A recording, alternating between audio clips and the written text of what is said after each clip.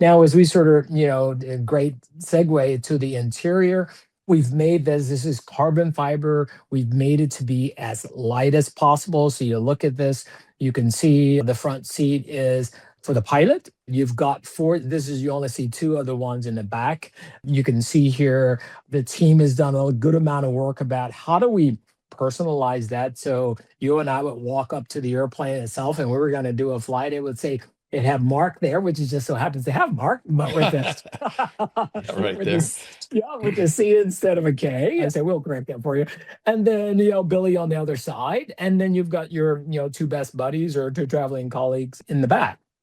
And then you've got space for phones, you got space for a couple of things right here. And then there is a luggage compartment just behind the aft seats. So it's an interesting design. Is we designed with kind of maximum visibility. So all passengers have got great visibility out the side. The pilot, of course, this is a fly-by-wire. We are partnering with the best minds in the business. So we're talking Honeywell. The instrumentation is by Garmin. The actuators, we're using a combination of Honeywell, we're using Safran and others. So, and those folks, and why that we choose to go with these known entities, because they understand the certification space very well, whether it be with the FAA or with the OSR or other international civil aviation authorities. So overall, what you see here, and what's really resonated with the flying public is that there's a health to it, right? This aircraft is roughly, 6,500, pounds roughly, thereabouts, right? So, and you walk up to it and you go, wow, yes, that's something I want to get into. I'm ready to go fly. And like I said, it's been met with an overwhelming amount of success. And everybody, of course, is rooting for us as we continue to work our way through the certification process on a global scale.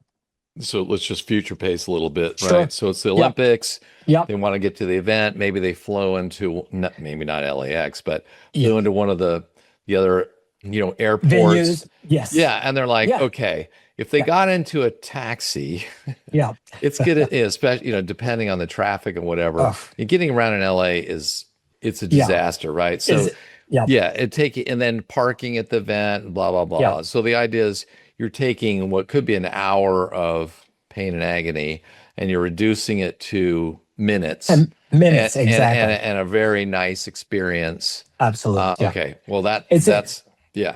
And it's an air conditioning, so you make all the valid points for us. And the interior, it is a conditioned interior, right? So you're riding around in relative comfort, good amount of visibility. Those are the kind of things, whether even if you're flying a conventional helicopter, that the public really they like about flying, is that I can see I'm there, etc. But it's even I think the same is even more than that. Mark, you look out there. I grew up, part of my youth was spent in California. I drove there. That hour is probably closer to an hour and a half to 2 hours, right? Well, yeah, especially if you got, let's say, somebody who came into the Orange County airport where you can have commercial and private.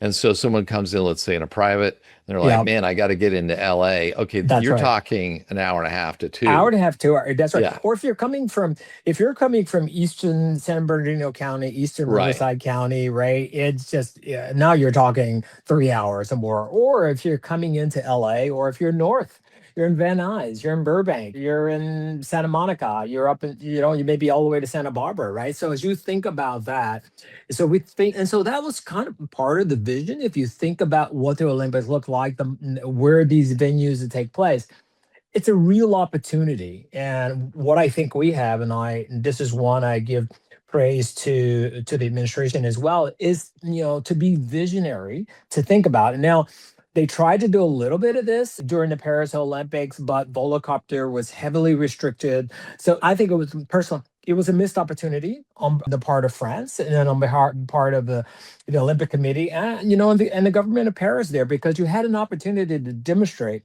what the future looks like. And it's here and it's coming, right? So we have an opportunity to now to really go do that. So in the run up to that, right, this year, next year, we're certainly moving as rapidly as we can to get Midnight certified this year. We're not complete masters of our own destiny, but we're working very closely with the FAA and others and with the Department of Transportation. So that's our push.